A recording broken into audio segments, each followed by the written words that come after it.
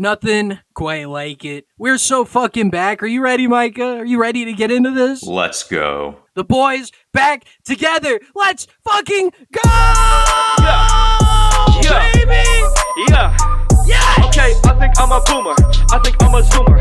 I think I'm a doomer. It has been Damn, I'm Mike way the Zoomer. too long without my boy with me Okay. here.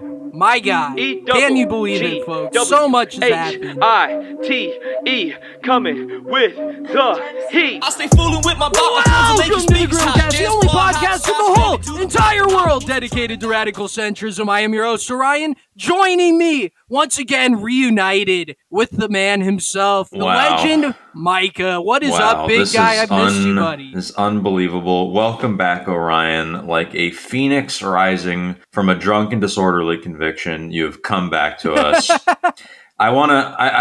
Before we begin, I do want to formally apologize to you for telling the fans that you were dead. When I told them that you were dead, it was because I felt that our fans are so devoted to our cause, so passionate, that this is the only explanation I believed they would accept at the time to explain your absence. So I do apologize for that. Well, you don't need to apologize to me, buddy. We're here now, and I did actually die. That is something that is true. But God had another plan for me. He said, "You are the second coming. You are spreading my gospel, the gospel of radical centrism, and you will rise again, and you will fulfill your mission. You are needed in this world more than I need you here now." Amen. So Amen. I'm back. Holes in my hands from the nails, crucified by the Wingcock menace, but I have returned. Now, we've had an election over this last 2 months that, I managed not to cover it all. And it's after what's happened here, it's a dark day for America. The results coming in, Donald Trump elected in 2024. Breaking news. That was breaking breaking news. Now, that's partially why I've been absent. I knew it was going to happen. I knew it was coming up. You had to mentally prepare. Yeah. No, I get it. I did. I had to mentally prepare because, look, I don't usually come on here and espouse my deeply held convictions, my actual beliefs. This is a show. It's comedy. It's lighthearted. It's something that helps you get through the day, but I'm left here concerned for the future. The future that we all face as an American society. Fascism is coming to end democracy. Fascism is coming to end our free American society as we know it. And it felt like a dereliction of my duty to not talk about that, to not say that and explain why it is that I believe that we're heading to a very dark place. So this might not be the funniest segment. This might not be Wingcuck's PTFO'd segment. This is something that's very near and dear to my heart. A lot of marginalized people's they're in danger, but I'll let you Can I interject here? You make such a valid and powerful point about the start, really, or the restarting of fascism in our government. And, I wouldn't even, if this were a truly free and fair democratic election, I would be fine with fascism. But the problem here for me is that Trump stole this election. Credible anonymous sources have claimed over the past few weeks that they saw people talking about poll workers shredding Democratic ballots and also hanging Democratic ballots from trees. Not only that, but you have Elon Musk, right, joining in with the Trump campaign, actively campaigning for him, literally branding merchandise for him. This is the George Soros of the right, and he bought this election. And no matter how you feel about the ideas of the candidates, the presidency was stolen in this election. I think we're all going to have to come to terms with that. It really is something, and it's hard to come to terms with that because we're so used to having free and fair elections. Exactly. Ones that you'd be ridiculous to question. Ones that were legitimate in every single way. And, there is real proof, real tangible proof that we've seen here that the election was stolen from Kamala Harris. You can look at the voter numbers in 2020 compared to 2024. And this is what I am to believe. Am I to believe, Micah, okay? Am I to believe No. that Joe Biden got over 80 million votes, while Kamala, who brings joy and cheer and happiness into every room she enters, who inspired countless young women to protect their bodies with their vote, who is both black and Indian, couldn't even crack 75 million? Is that what I'm to believe? It is not what you were to believe. And, it's so disgusting. It's actually gotten to the point where the right has gaslit people on the other side. And, I feel like radical centrists are the only ones who should be allowed to gaslight, but that's neither here nor there. But these Republicans, these right-wing figures are gaslighting the left, talking about the absence of these votes. Into making them actually post online asking, I wonder if we actually did steal the election. And I think that's ridiculous. I should not see someone questioning, fact. Yeah, and that is the way that they're doing it too, right? The rightoids are saying, well, look at all these votes that are missing this time. That means the last one was stolen. But it's like, use your head, chud, okay? Use your brain, chud, because those people, their votes just disappeared into thin air. They were there in 2020. Where are they in 2024? Am I to believe that these people just decided that they gave up on democracy, that they gave up on the American way of life? It doesn't add up. And I also wanted to address, because you did bring up Elon Musk, an apology to my gorillas out there who I misinformed. I myself was misinformed, and I'm not somebody who's too big for my britches to go out and tell the truth and admit when I was wrong. I thought that I was smarter than the richest man in the world. I thought,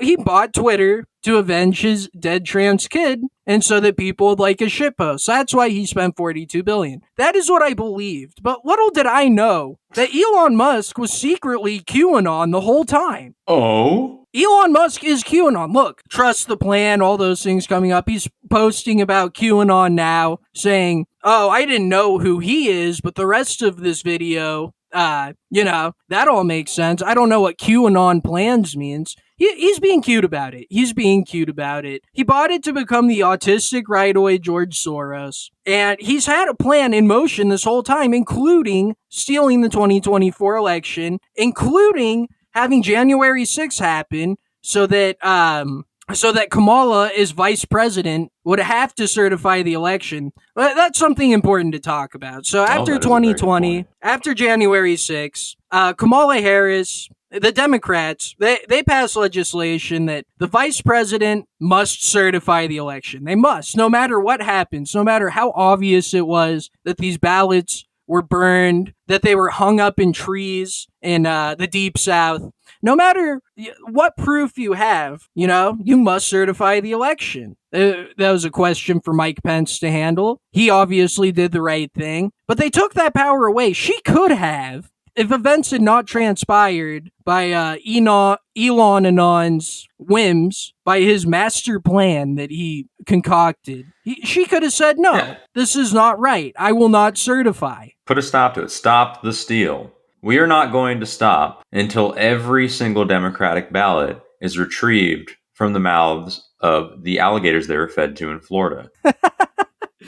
Yeah, because you'll never find it again, You'll never find it again. That's how depraved these people are, that they concoct this vision in their mind, that they even have the capacity to do things like feed paper ballots to alligators in Florida, which would have been a blue state had it not been stolen. It's insane. It is absolutely insane what is happening in our country, and I, for one, will not stand by. I will not stand back and stand by, okay? I will not stand back, stand by, and allow this to happen. You might think, Orion, Micah, you're being ridiculous. Look, calling him a fascist and a Nazi in the year of our Lord 2024, it's a tired talking point. People don't believe it. They came out overwhelmingly to support him because they saw through it. Actually, I'm the one who's smart because I didn't believe the mainstream media. But I have 3 articles of proof that our country is headed into a serious decline, that our rights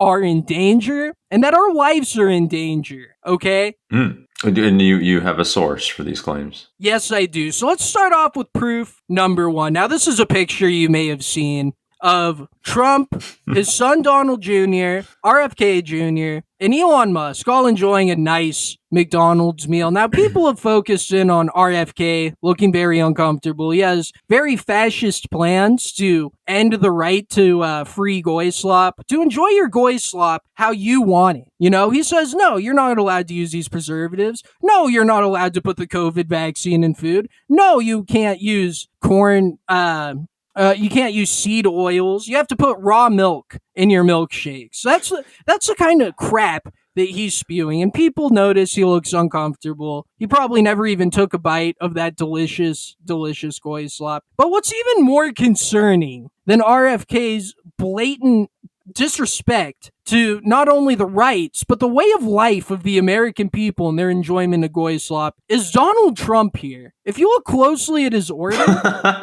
he has a fillet of fish. Yes. Donald Trump is eating a fillet of fish. You have to get some vegetable intake. It's the most painful thing I've ever seen, honestly. The sense of betrayal that I had ever given him even one word of kindness, that I'd ever considered his thoughts, his dreams and visions, his aspirations Ryan, for the American people and leadership. I can already tell you're going to go off the rails here on this. Let me ask you a question. What exactly is the difference between going to a 5-star restaurant and getting the surf and turf, okay, lobster and sirloin, and going to McDonald's and getting a quarter pounder and fillet of fish? All right, Mike, I need to start here by saying you're a little bit on thin ice here, buddy. This is the most important issue for me in any election ever. You literally catch fish for a living. Okay. Let me explain this to you, because clearly it's not getting through your thick skull. Clearly you're not understanding this, and I'm sorry that I'm getting angry at you for this. You haven't done anything, but do you not understand that the fillet of fish is the worst item at McDonald's by far? It is by far disgusting. Absolutely disgusting. I've literally ended friendships because I've gone to McDonald's with somebody and I order a McChicken and a McDouble like God intended. And then slap that shit together, made it into one big goy slop burger, okay? And I've had a friend order a fillet of fish and he said, no, but it's good. But no, you don't understand. I understand very well. It means you've strayed from God's light. It means that the devil has imbued you with his evil satanic, the lack of taste buds that you have to order the fillet of fish. It's not even a good deal. And you talk about, oh, Orion, but you catch fish. Don't you like that? I catch real fish. I catch salmon. Okay, this is cod, and not even good cod. Farmed cod, farmed fish, a disgusting, it's spitting in God's eye to farm fish instead of allowing them to live in their natural habitat and harvesting them, as was laid out in literally the first page of the Bible.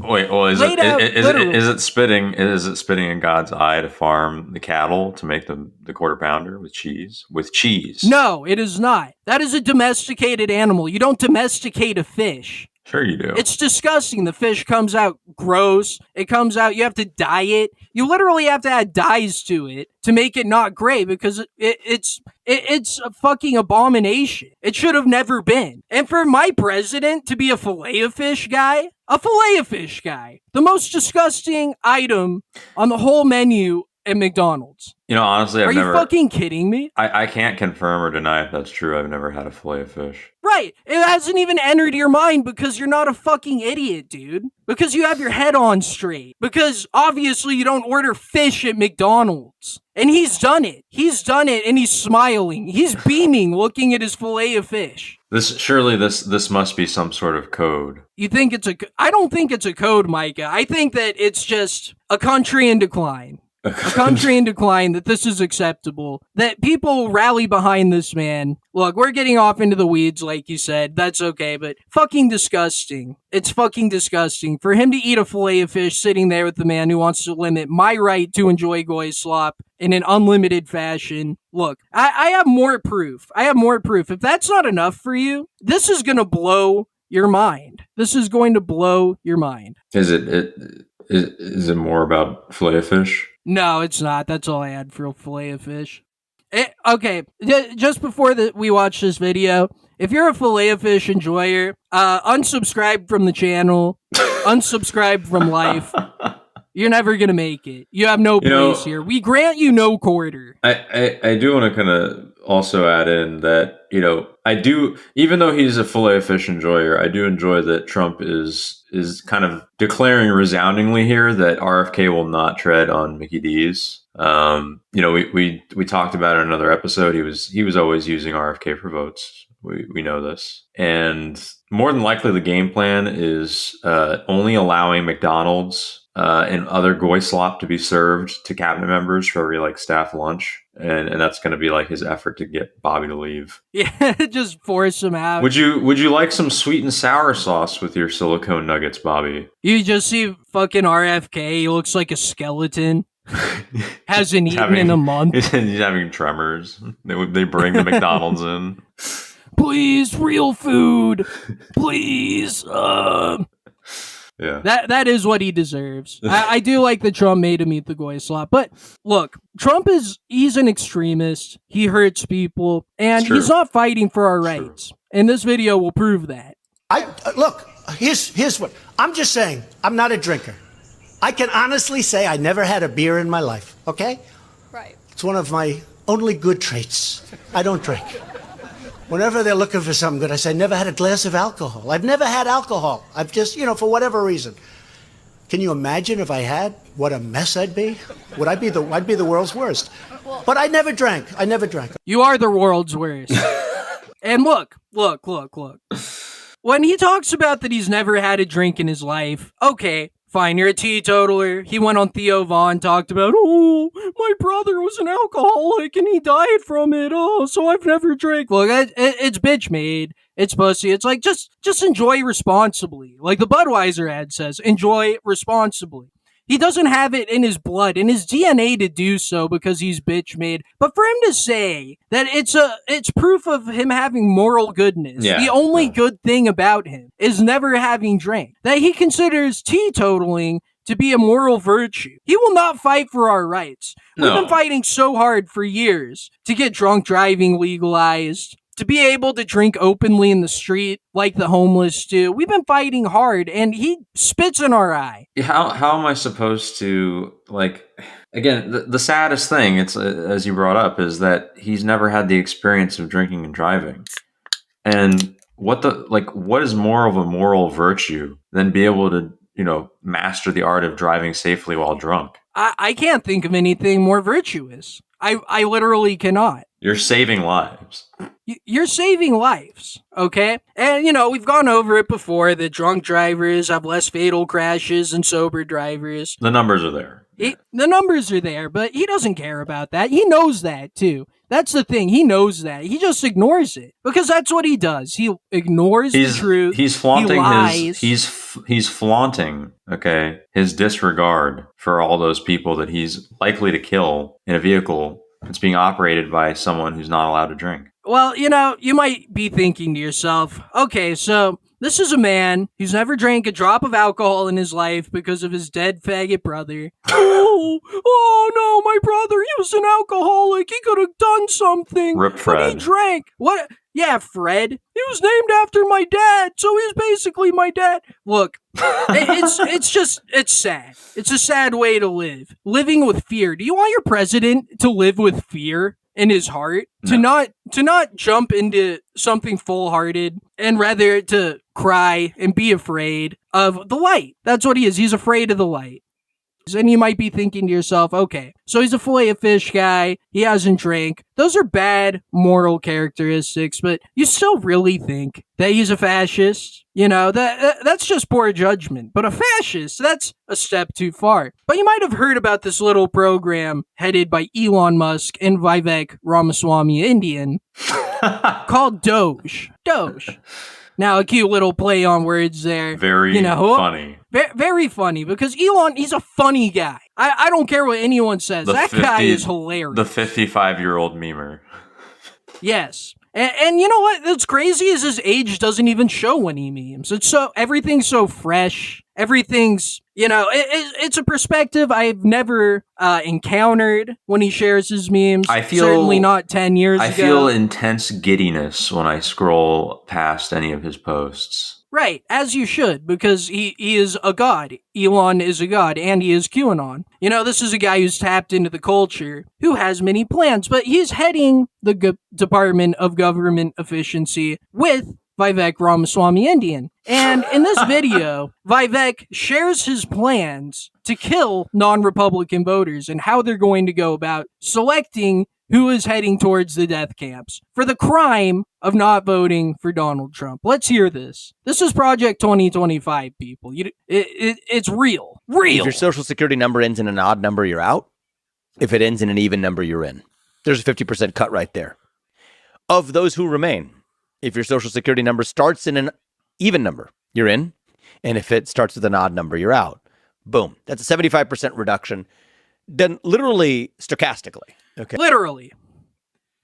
This was his plan. This is his plan to exterminate people. Literally, yeah. And for not supporting the fillet of fish. Big fillet of fish. It is eugenics, like you said. And I think the cruelty is on full display when he talks about cutting people based off of whether they have an odd or an even number. Has he even considered that many employees in the federal government don't know what odd and even is? Right. Yeah, he hasn't even considered that. The fact that they think that they can go in and just cut all these people out of the government, probably thinking, oh, well, certainly there will be some people who know even and odd numbers, know basic facts of reality, who have a work ethic. Are you ready to cut 110% of the federal government, including yourself, Vivek Ramaswamy? Is that what I'm to believe? Because that's what you're going to have to do, buddy. They're just not ready. They don't understand the world that we're in. It's sad to see. It's sad to see. So that's the future we're headed towards. We'll all have... I'm sorry. I'm sorry. It's so hard. I'm just processing it all still. I'm just still processing everything that's happened, and I'm feeling fear. And I don't know if you can hear it in my voice, but it's just, we always hung on to that truism that nothing ever happens, and something is happening. Something in this country is happening. I know, dude. It's horrible. I hate it that something's happening. Orion, I'm scared. And I'm being completely unironic. I built my whole life around nothing ever happens. And to see, now something's happening. Our president is a fillet of fish guy. We're all going to be sitting in camps because we didn't vote for him, eating fillet of fishes with non-alcoholic beers in our hands. And that is Trump's America. That is Trump's America. Me and the other guys, all of us on Blue Sky, go vote, go join Blue Sky, because that's where the real facts and logic are these days. Follow the Grillcast on Blue Sky. Follow our new page. I will be making a Blue Sky. That's a good idea. I'm gonna finally do it. John, if you're listening, you finally convinced me, buddy, because that's where the facts and logic are these days. I guess I'll leave off on our impending doom on the end of democracy with one positive note, because we are a centrist show at the end of the day. Exactly. We need to be fair, and we need to give Donald Trump credit where it's due. Donald Trump and his cabinet. So here's a video of Trump walking out at UFC 309. Yeah. That supports the UFC. I enjoy watching that, and it's good. It's a good thing to watch. One thing I hate is people who say UFC is gay. Well, they just don't understand the joy, okay, that comes from real men, from watching a little bit of, male-on-male action in the octagon. Right. And I know what you're doing there. I know you're being sneaky there. I can feel it. What? I can feel it in my bones. What? Look, Your the bones. thing is, UFC is not gay. Combat in any... No, it's not. Hand-to-hand combat, that's the straightest thing imaginable. Even, if, as a spoils of war, you take a boy concubine afterwards, it's still not gay because you've earned it. Because you've earned the right to not be gay while doing that sort of thing. Look, hey, that sounds good to me. It is a beautiful thing to see an American president, his entire cabinet too. He has Tulsi with him, walking in tow. He's got RFK. He's got all the assorted ghouls and gremlins that he staffed his White House with in tow with him. It is nice to see that they will understand the capacity for human violence. That's something that politicians have not understood for far too long. Seeing it up close, by the ring, maybe in the back of their heads, they'll start thinking, well, what if that happened to me? Subconsciously, in the back of their heads, maybe they'll remember that they too are human. I think it's a good outlet for Trump because, I feel as though when he looks at his political opposition, he sort of visualizes someone getting their ass kicked in the ring and visualizing him as the person just beating the ever-loving shit out of someone and just, going ape shit on them. Yeah, he absolutely does. He calls it, with the way he talks, how, you'll ask him a question and then he talks about something completely different. He calls it the weave. And he calls it the weave because, he's watched boxing, he's watched combat sports. He sees himself as being engaged in sort of a verbal MMA at any time. That's a good way of putting it. It's a very good way of putting it. So I do want to talk about, we've talked about Trump, the future that our country is unfortunately going to be subjected to with our rights all being stripped away. But yeah, we haven't talked about the forgotten voters, right? We often like to cast libtards as airheaded peons, brainwashed by a constant supply of mainstream media prop slop, but us radical centrists, we know that it's our moral and ethical imperative to hear out some of the reasonable people on both sides, because there are reasonable people on both sides. Yeah, they definitely exist. They exist. And I'd like to introduce some voter groups that I believe were not given enough of a spotlight, people who are cast aside, not focused on, but groups that will be given more attention in our next election cycle. If the Democrats want to learn from their mistakes, if the Republicans want to actually win an election and not steal it for once. So let's hear about the Democrats who've been forgotten. So my first entry into this category is going to be gooners, specifically black gooners. Their logic being, if I vote for Kamala, she might fuck me. She might have sex with me if I vote her. And that is a valid viewpoint to take. Look, if you don't vote for her, 0.0% chance. If you do, 0.0001% chance. Going from 0 to not 0 is an infinite gain. Yeah. Infinity.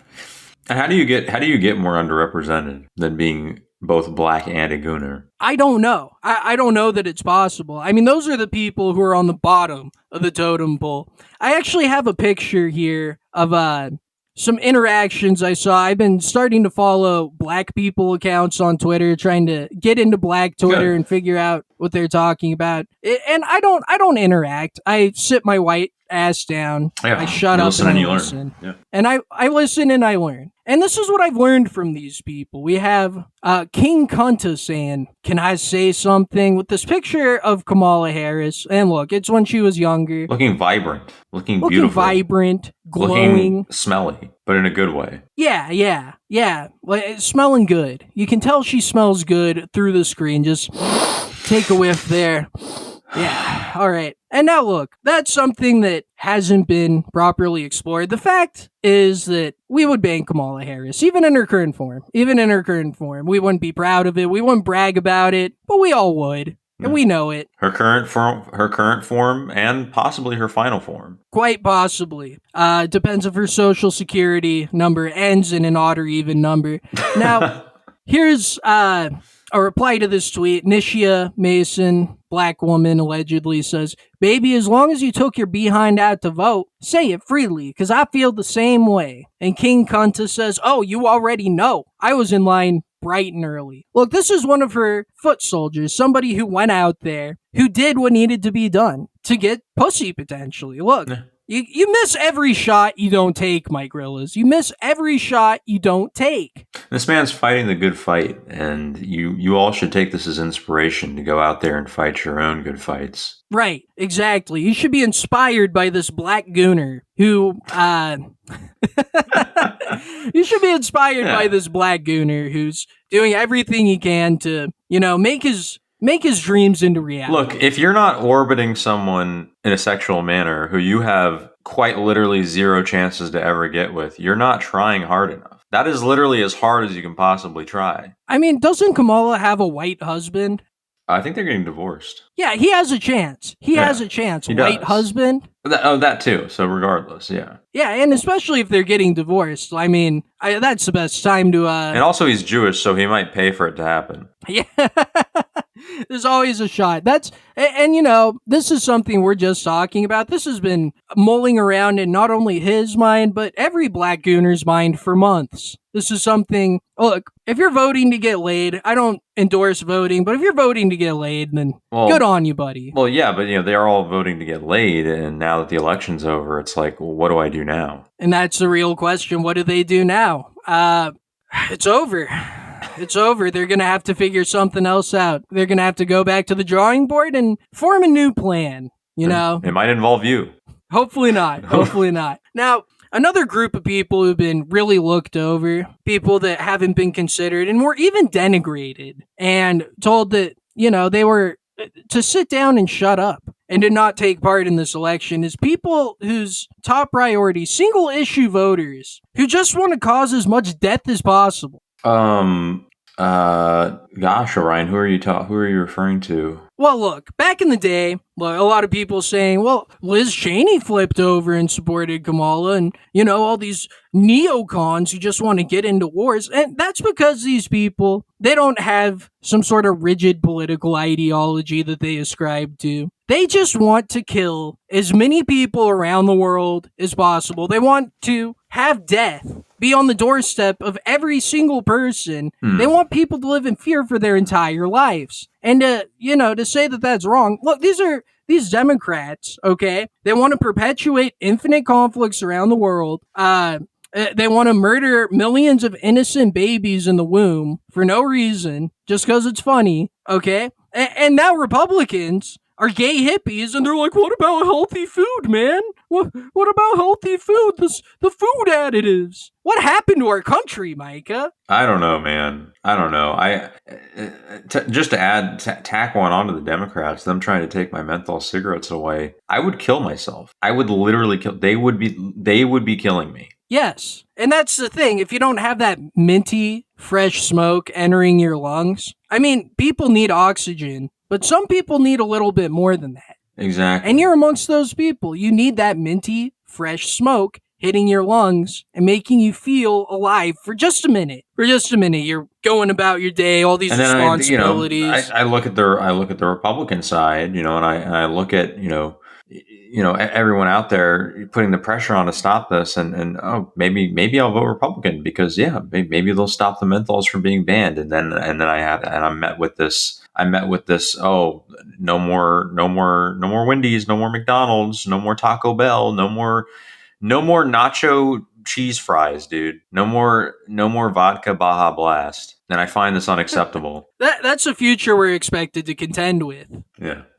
And even then, the Democrats, they're not talking about that because they're introducing these people into their party, these forgotten people. They just want as much death as possible. They want us to be able to smoke menthols. They want us to be able to eat ourselves to death because they just want to spread death and misery. And that is a valid political position to have. Of course. At least it's honest and it comes from the heart, Yeah.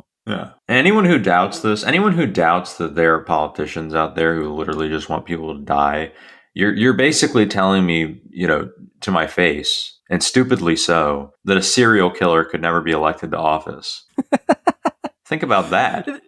They literally do believe that. Yeah. Let that knock around in your noggin. Those are the type of people that watched House of Cards and said, nah, that couldn't happen. Nah, that's too much. That's too much. It didn't go far enough, in my opinion. Yeah. Yeah. Oh, our government loves war, and our government, bombed a black neighborhood and blamed it on a crack lab. And our government shot college students, and our government did this and that and everything else. But no, politicians, they don't want to kill people. This is preposterous. Why would you suggest this? They flew over to Epstein Island to harvest the pineal glands of children from Haiti, but no, that's preposterous. No, that doesn't make any sense.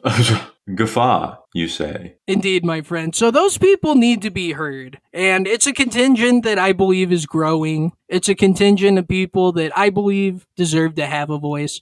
But it's not only the Democrats who have unheard voters, people who their intentions were not understood for why they went the way they did. On the Republican side, we have black and Hispanic men who didn't want to be gay. The I'm not gay protest vote. Look, there's a lot of hubbub going around looking at exit polls. Oh, Hispanic men went up to 45%. Native Americans, they were at 58%.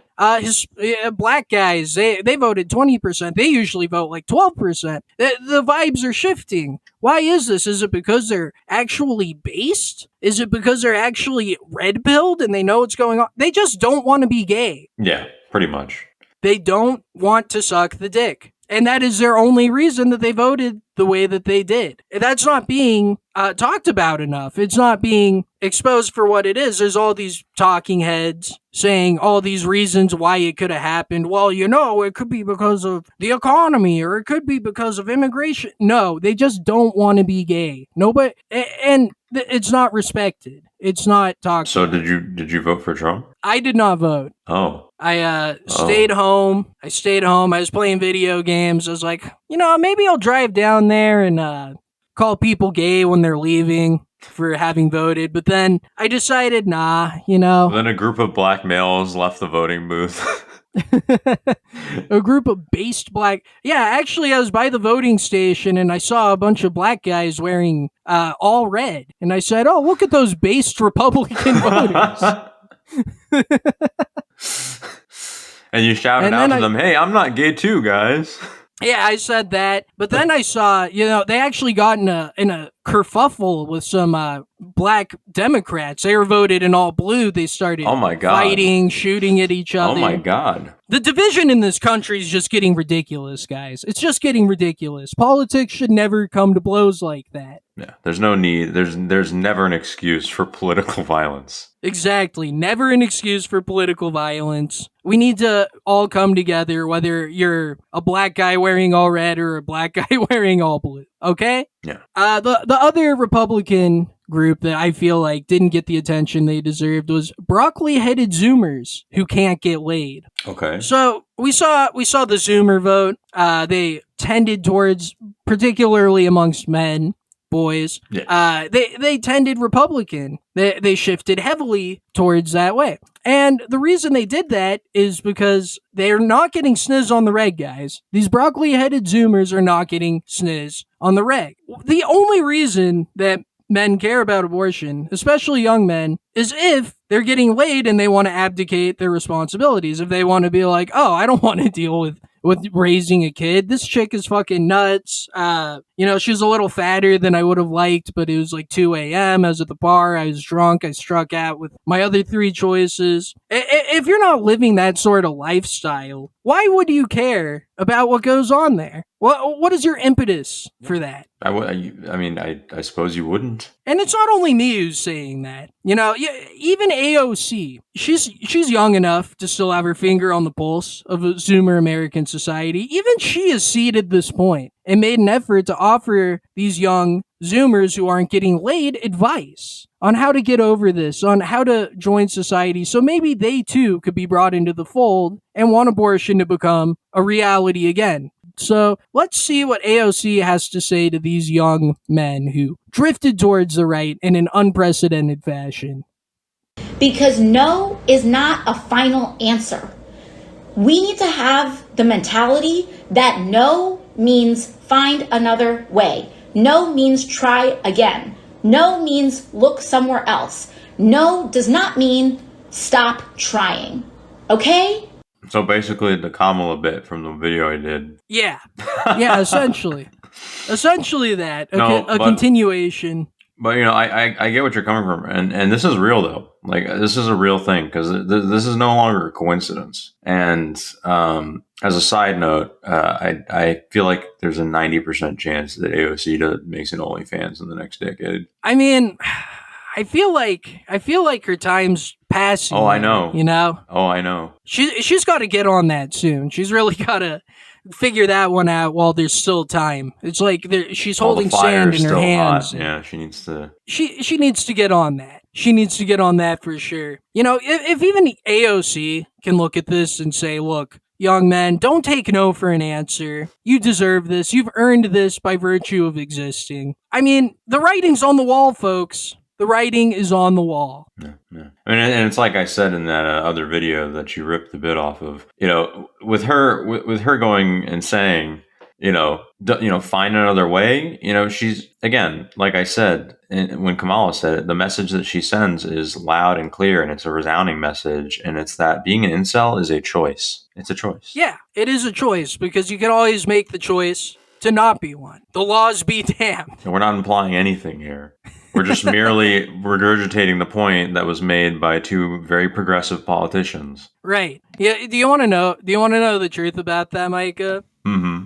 I watched your episode when I was really drunk, and I didn't even remember that you did that. We just have like such connected minds. We're such on the same wavelength. You and me, like peanut butter and jelly. That we both noticed this shift that's happening. Yeah. We both noticed this shift. It's true.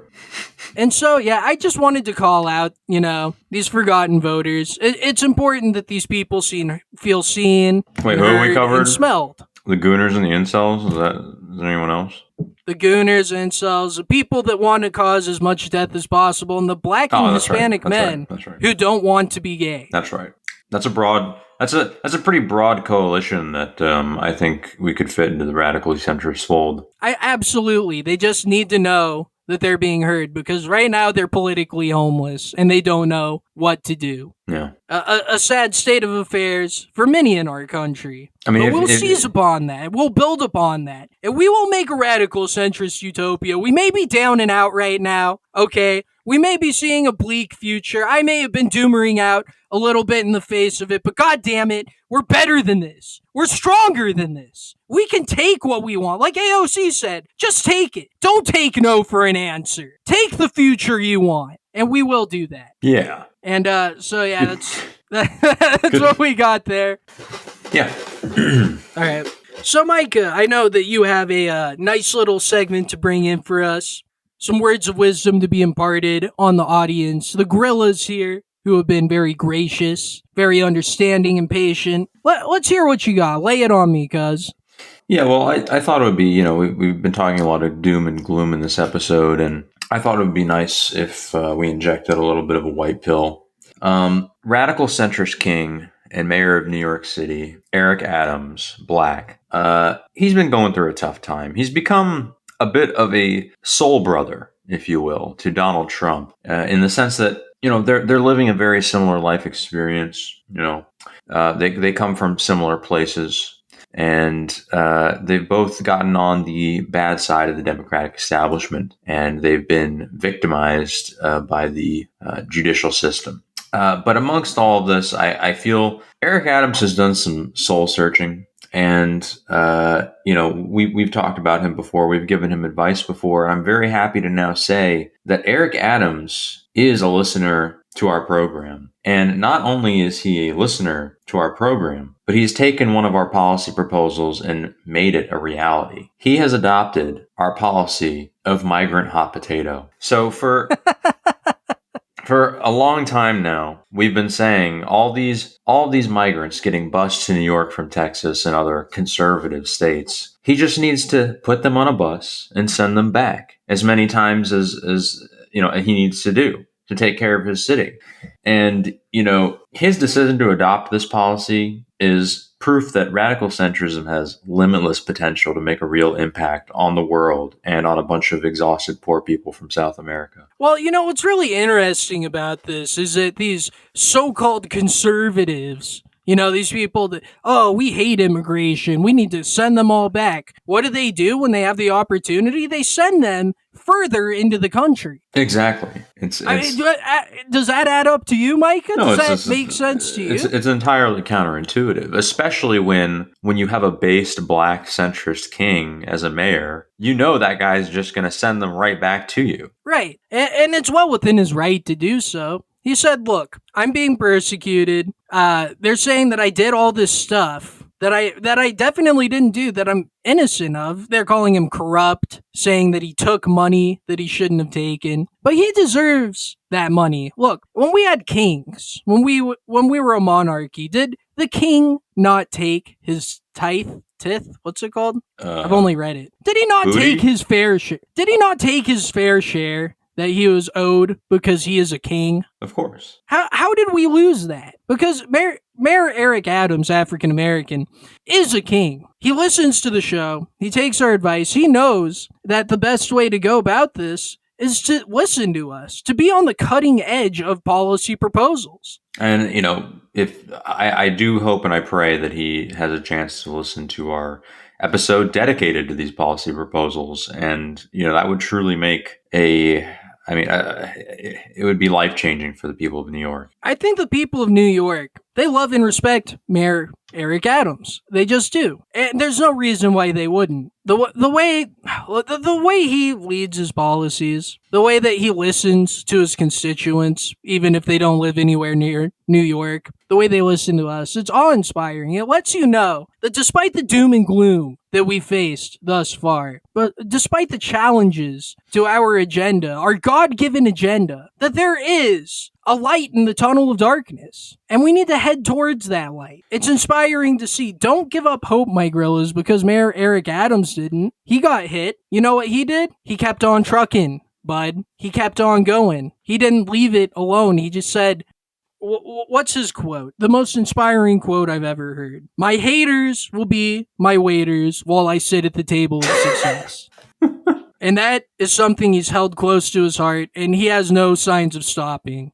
So give him all the support you can, my grills. Give him all the support that you can. Indeed. Commit voter fraud to vote for him. Indeed. You have another segment? Yeah. So, Eric Adams, he's actually not the only guy who's been getting a bum deal. He's not the only king being unfairly persecuted. Alex Jones, the man, the myth, the legend, Alex Jones. The man who can cut a promo like no other. We all know that he owes the Sandy Hook families over $1 billion in a bogus judgment for the simple crime of making a funny joke about their dead children. For the simple crime of asking questions, which is literally what journalists are paid to do. Exactly. He's just asking questions, maybe makes a funny joke about their dumb dead children. Look, it's neither here nor there, but they sought to force the sale of Infowars as part of this judgment, and they claim it's going to heal the pain in their icy cold hearts, the money that this would generate, the destruction of the most honest and full of integrity news organization, Infowars. Destroying that will heal the pain in their icy cold hearts. Well, is it going to heal the pain in the icy cold hearts of the Sandy Hook family victims when they now learn that their names will forever be tied and they'll forever be financially benefiting from a news publication that literally makes up stories? Yeah, literally an organization, a fake news organization by design. Because here's what happened, in case you're not in the know, in case you've been, taking some time out, checking out of politics as a whole because of the tragedy that faces our nation. I understand, take your time to heal, Kings, but another company aligned with Alex Jones during this bidding, this bidding process for Infowars, they offered $3.5 million to purchase it. Money that would go directly to these families that were egregiously impacted by Alex Jones' funny jokes. That's what they're claiming. Yeah. But the Sandy Hook families, what they've gone ahead and done is they threw their lot in with The Onion. The Onion, such a base, totally not washed for over 10 years. Satirist publication, fake news publication. They want to take real news and Infowars and turn it into fake news. And, these various families, they threw their support behind The Onion, even though they bid half of what this other company bid. They throw their support behind The Onion, say, look, Judge, you got to do this. We're just committed to spreading misinformation and disinformation across the country. It warms our icy cold hearts to do so. And the judge in this case ultimately approved this lesser bid. And for a few hours, The Onion, they had this very cool, very sick promotional campaign built off the back of these dead children and their grieving parents. They were totally owning the chuds. Now Infowars is owned by The Onion, and ooh, they hate that. Ooh, Alex Jones is seething because The Onion owns it now, and they're gonna make fun of him for being a big poo-poo head, right? That is the reality that the anti-Alex Jones people choose to live and choose to see. Now, here's the kicker, is that just a few hours later, it was taken back from The Onion, given back to Alex Jones. Because the judge's dad, in this case, he's a judge in a higher court. It was appealed. No way. The judge's no way. It was the judge's dad? Basically, yeah. Because he's a higher judge, so he's his dad. Oh. He is his papa. He's How his amazing daddy. would that be? I mean, that's what happens. That's why these libtards turn into these activist judges, is because they hate their dads. Yeah. That's what happens. And the judge's dad in a higher court, he halts the sale and says, "No, wait a minute. This doesn't make sense. You approved the lower bid? That's not how we do things here. That's not how an auction works. We have rules and regulations that must be followed." And now Alex Jones is suing the Sandy Hook parents. Nice. Alex Jones suing them for what they've done. Look, clean them out, Alex, for everything they've got. There's nothing I like more than seeing this. What they've done to Alex Jones, these Sandy Hook parents, it's disgusting. It's sick. It hurts my heart to see.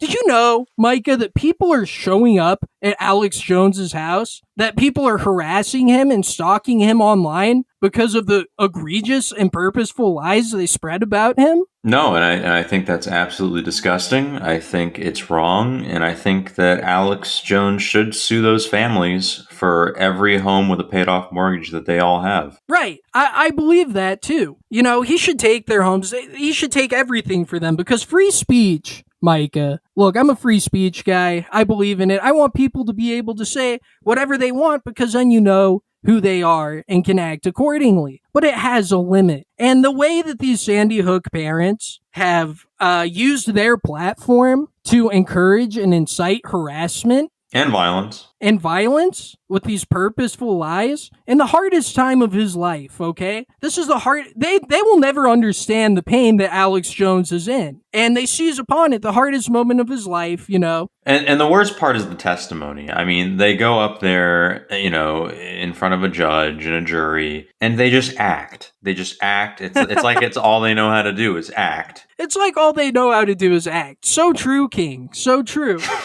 I mean, it's almost like everything they've ever said should be called into question, because, it's egregious, and it's obvious that what they're saying has no basis in reality. And you're not allowed to just go out and lie. No. You must be truthful. No, not in front of a judge, not on the internet. Not on the internet. They're being interviewed by various publications, various news media outlets, spreading their lies, egregious lies that ultimately culminate in Alex Jones being victimized. And that's the last person on earth that you want to victimize. And they did it all for profit, too. They did it all for profit. That's the sickest part. So, is this a good time to plug the Gumroad, or are we cutting that bit? Speaking of the Gumroad, I am thinking this might be our final show. This might be the very end.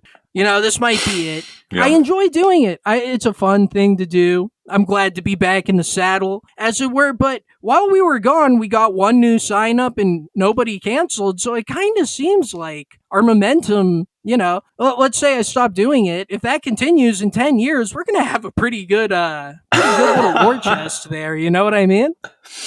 You mean, well, the more that you're gone, the more subscribers will come in the hopes that you return. Right. And think about it, in 100 years, that's generational wealth. It's true. That's money that you can leave to your child. Exactly. So if you want to support, having some generational wealth to allow my child, when when she grows into an adult and wants to become a Land Stacy of her own. If you want to help enable that, you jump over to that Gumroad and pay us money for no bonus content and very sparse episodes. There might it's a be smart bonus. investment. There might be bonus content.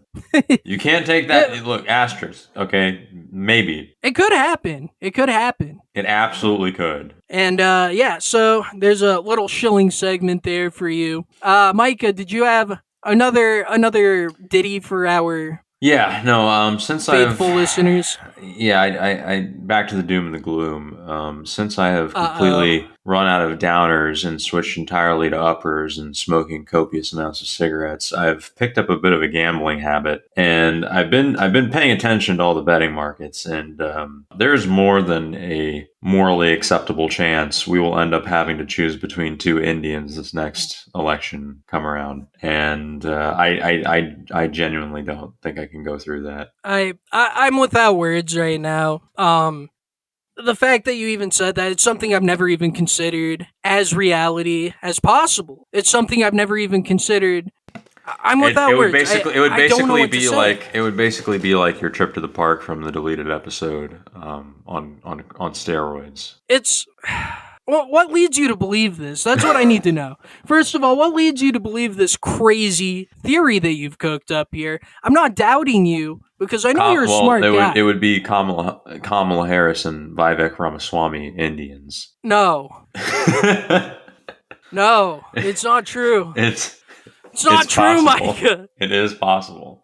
It can't be. It can't be. This is all a fun joke. This is all speculation. What leads you to believe this? Are the betting markets saying that these are the two most likely candidates for 2028?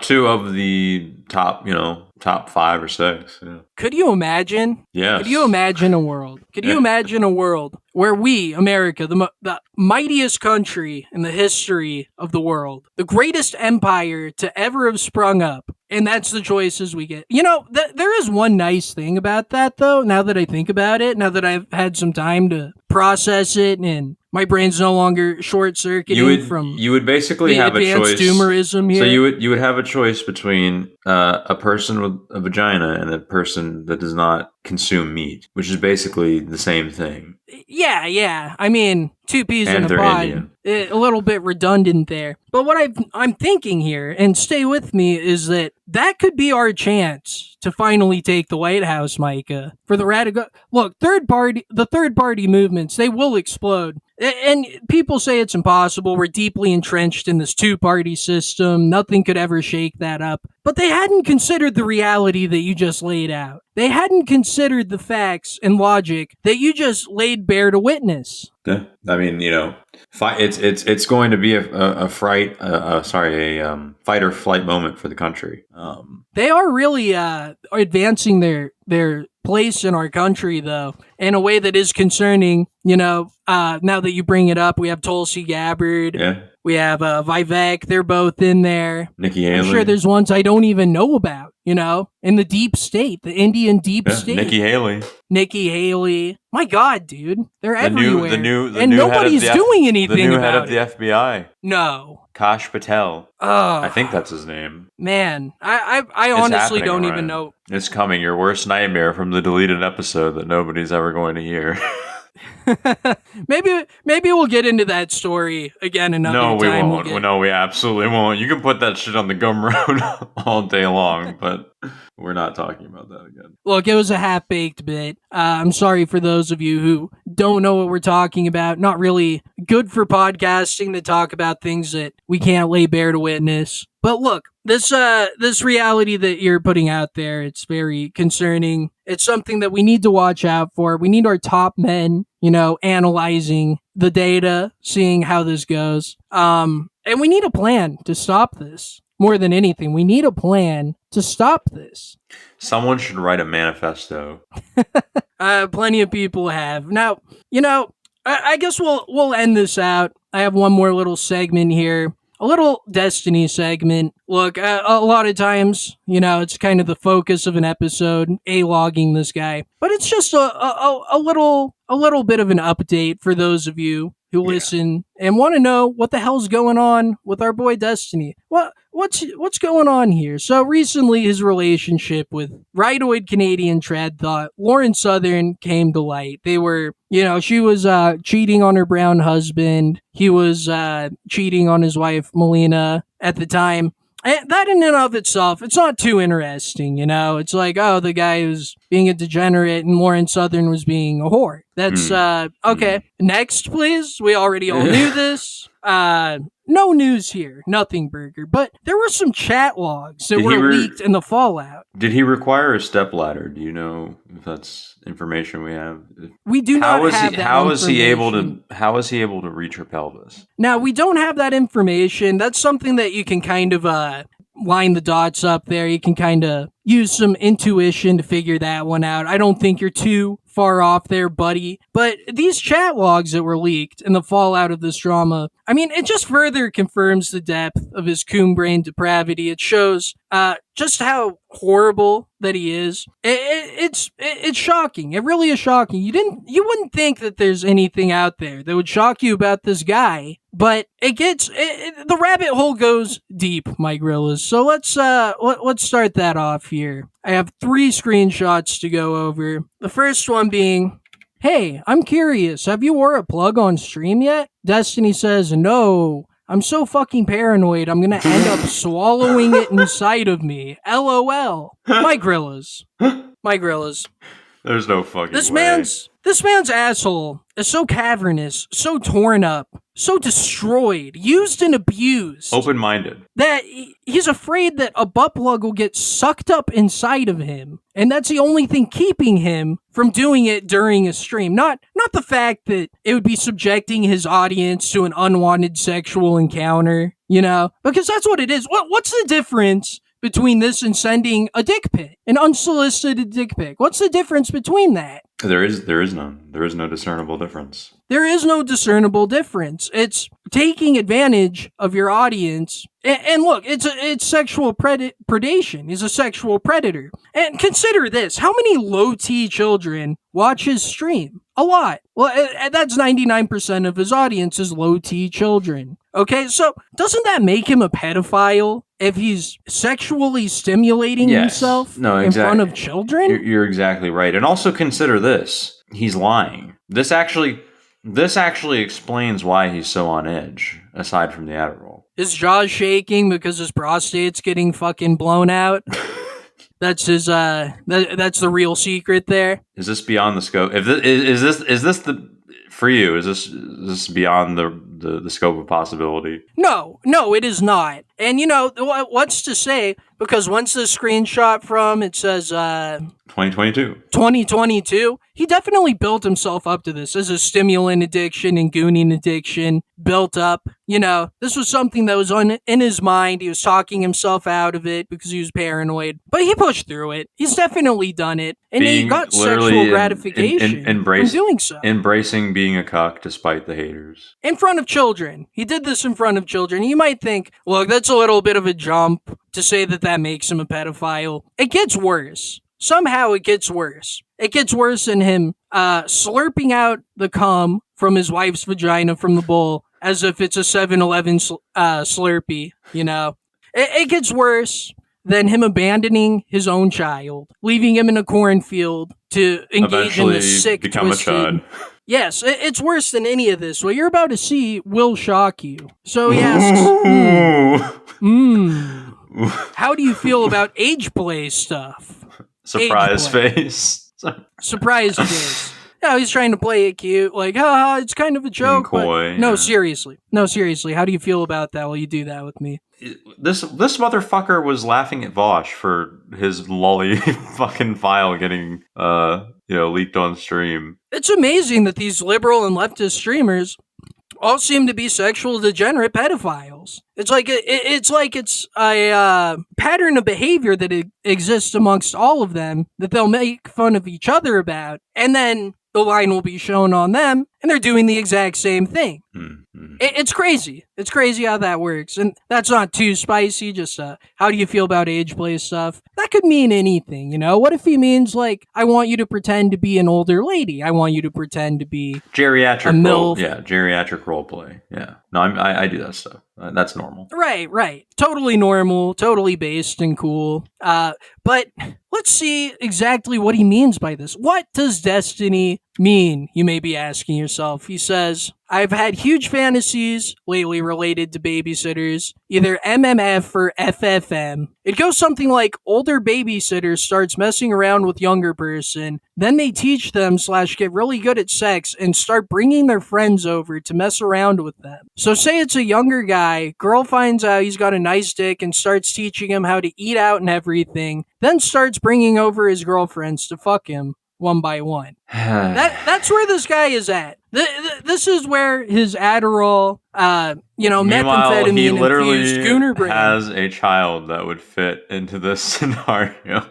Dude, he has a child that would fit into it. It makes me rethink everything. I once said, how could you abandon your poor son in that Nebraskan cornfield, cold, alone, destitute, with a single mother, living in a trailer park?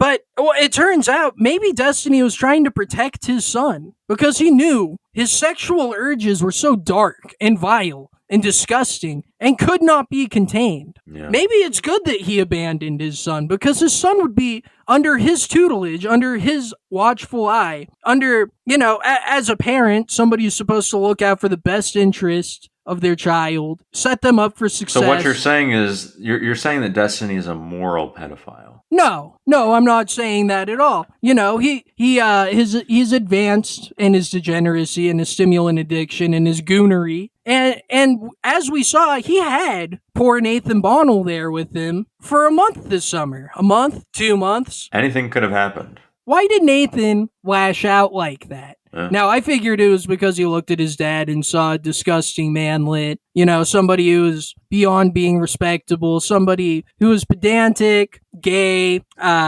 somebody who admittedly slurped up cum. But does it get darker than that? Did Destiny do something that can't be undone? Is that why poor Nathan Bonnell lashed out like he did? I literally... Orion, if we got Nathan Bonnell to come on our show, I would die happy. I wouldn't do anything for the rest of my life. Not as a part of, I'll leave it in the show, but just like in an actual way, I've had that moral quandary because I found his Discord server. He has his own Discord server because his dad's a piece of shit and lets him do whatever he wants on the internet, even though he knows full well what's going on there. And I had a moral quandary where I considered joining it and reaching out, but I mean, dude, he's a 13-year-old kid. It's not. I couldn't do it. I was like, no. You're better than me. I would do it if I had enough. If I was invested enough, that'd be funny as shit. It would be really funny. That's the problem. It would be really funny, but it's just I don't know, man. That's a bridge too far. I mean, we don't have to. I guess I'm a moral fag. Yeah, I guess you are. Shit, I wouldn't have guessed. This is kind of coming as a shock to me, but I expected better than this from you. But I mean, it's not like we have to, say anything, too egregious to him. So we just, So what is he? No, I wouldn't be able to resist the urge.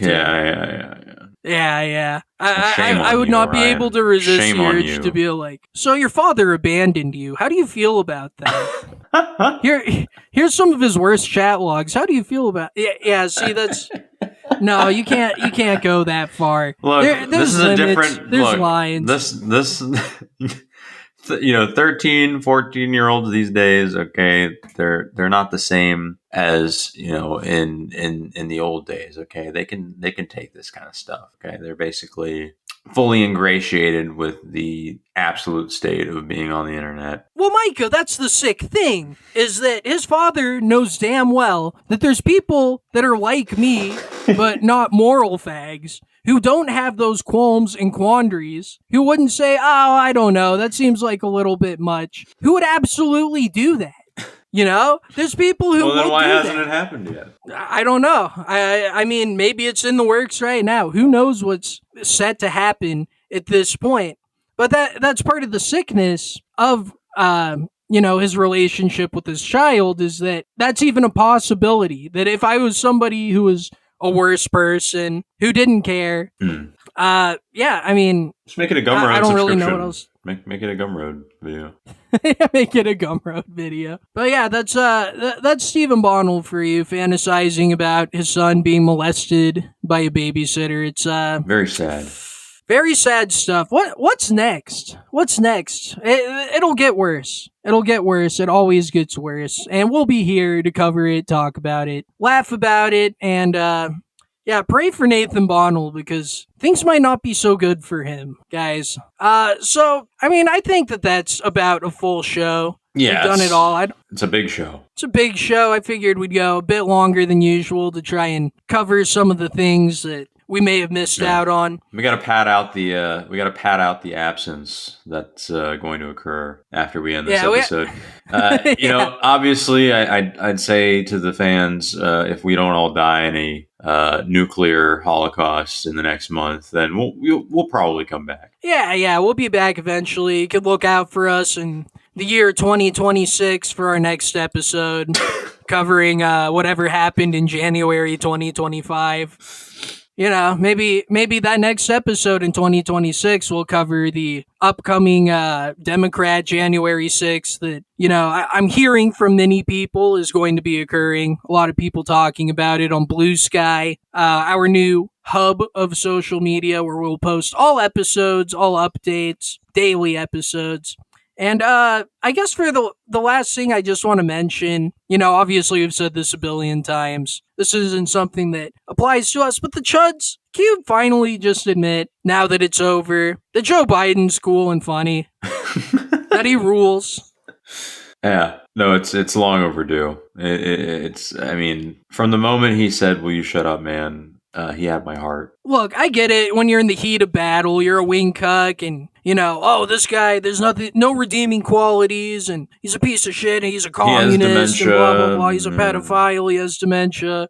Look, I get it. But the battle's over. Can you just admit it, finally, that he kind of rules and always has? It'll lighten the burden on your heart, too, and on your soul. To be honest with yourself, just this one time, just once, it will help you and heal the divide in this nation. Micah, we've done it all, buddy. Do you have any final words of wisdom for our gorillas out there? Yeah, under full disclosure, I did write in Joe Biden. Very, very base stuff.